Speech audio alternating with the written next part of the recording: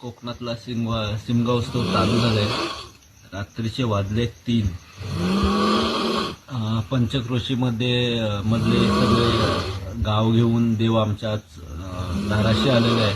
पण जे खेळी जातात त्यांची जी अवस्था आहे ती आज तुम्ही बघू शकता.